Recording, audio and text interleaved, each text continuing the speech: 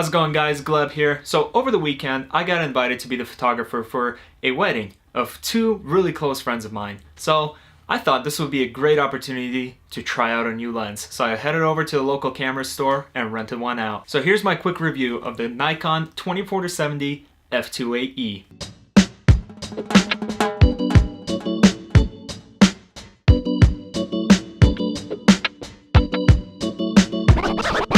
So let's start with why I decided to go with this lens. If you ever shot a wedding or any kind of event in an indoor area, you would know that indoor places, especially wedding venues, so like churches, reception halls, and places like that, have very poor lighting inside, at least poor in terms of photography. It looks nice when you're standing there, it's nice and dimly lit and very warm and very welcoming. However, for a camera, it can be a little bit challenging because that light is a little bit too dark, and that is where the f2.8 comes in.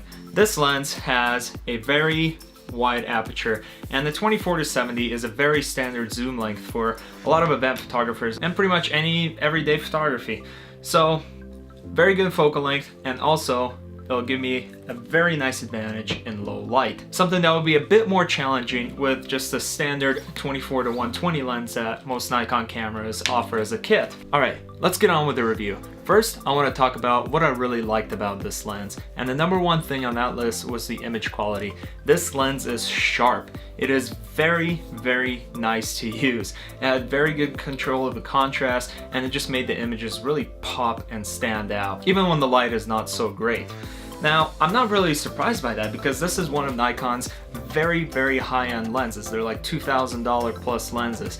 And it's made to be used on cameras like the Nikon D850, which has a 45 megapixel sensor. So the sharpness needs to be there, and this lens does not disappoint. It also helps a lot that this lens has some image stabilization. So, when you're shooting in low light, that image stabilization helps kind of increase the sharpness of the lens a little bit by simply stabilizing it, so just you holding the camera doesn't blur out the picture.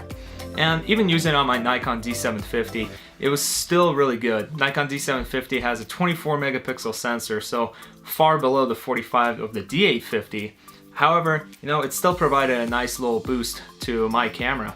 And it just kind of shows that, the body of the camera isn't the only thing that's important. The lenses make a huge difference as well. My second favorite thing of this lens was the build quality. This lens is built like a tank. It feels very solid. The zoom and the focus rings are very smooth and require very minimal effort to turn, which is really nice when you're shooting events and you're constantly going from wide angle to more of the standard 7mm angle. And even the body of the lens feels very solid. It does have some plasticky bits on it, but it does feel very, very well put together. There's nothing that makes any noises, anything that wiggles around, or really anything. It's just built like a tank. I mean, look at this. And once again, for a high-end lens, that's a very expected thing. And once again, this lens delivered. So I'm very impressed with the image quality of this lens. And then number 3 is the autofocus performance. Now, the autofocus performance can largely depend on your camera. Obviously, the newer Nikon cameras like the D5 or the D850 or like the Nikon D500 are gonna be very fast and a lot faster than what my Nikon D750 is capable of. But even with my camera, this lens does have a very quick focusing motor. So my camera with this lens was able to acquire the subjects very quick, and the lens just shifted focus between where it needed to be, just like that. So overall, very nice autofocus coming out of this lens, very quick and very snappy, and it kind of helps that the camera's autofocus system is pretty decent. But if you're using a newer Nikon camera, then you're gonna see even better performance. Alright, since this is a bit of a quick review, I'm not going to go into further details about trying to compare like every tiny little detail or aspect of the lens. Overall, it's just awesome. Now, no lens is completely perfect, and this lens does have one major drawback that I found with it, and that is its weight. This is a hefty beast. It's pretty much the same weight as just barely lighter than my camera with this 24-70 lens. So if you're using it on the smaller body, or if you just don't like lugging around very heavy equipment, this lens may not be the best option because it weighs a lot. It is very, very heavy, which I'm assuming helps with its build quality.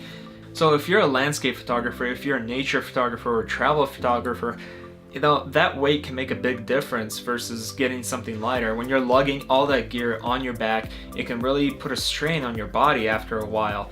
And it's nice to have a lightweight backpack. That's why mirrorless cameras are so popular nowadays.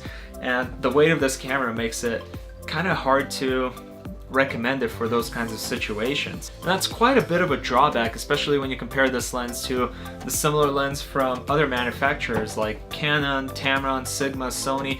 All of them make a 24-70 f2.8 lens, but not all of them are this big or this heavy. A lot more of them are more compact and weigh a lot less. So if you're a photographer that requires the least amount of weight as possible, but you use a Nikon DSLR, maybe take a look at the Tamron or Sigma 24-70 f2.8s, because they are shorter and they are lighter, and that'll just make it easier to carry around. And that's pretty much the only drawback I could think of this lens. I mean, overall, it was a very fun lens to use. It provided very good images, and it was great in low light situations, especially with that image stabilization, and that f2.8 aperture helped out a lot in that. So overall, I really enjoyed it, but I did not enjoy the weight of it. Alright guys, that's it for me. Like I said, this is a really quick review of the Nikon 24-70 f2.8e, and that's the newest version, just in case you're wondering. And yeah, like I mentioned, overall, I really enjoyed using this lens, and I think it's a very good lens to add to your collection. Anyways, thank you so much for watching. If you enjoyed this video, don't forget to hit the like button, subscribe to this channel so you don't miss out on future videos, and share it with your friends that are also fans of Nikon or just lenses in general. So yeah, do that for me. It would be awesome. Alright, once again, thank you so much for watching, and I'll see you guys next week.